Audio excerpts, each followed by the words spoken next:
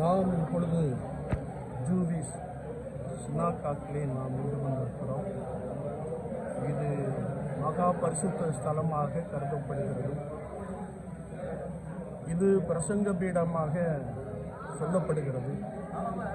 இங்கே அமர்ந்து இவர்கள் கர்த்தருடைய வார்த்தைகளை கேட்டுக்கொண்டிருக்கிறார்கள். மேற்பகுதியிலே பெண்கள் அமர்ந்திருக்கிற ஒரு பகுதி.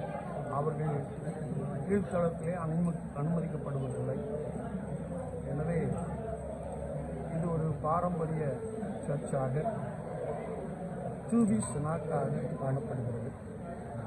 தற்பொழுது இதை ஒரு ஹிஸ்டாரிக்கல் பிளேஸாக மாற்றியிருப்பதை நாம் காண்கிறோம்.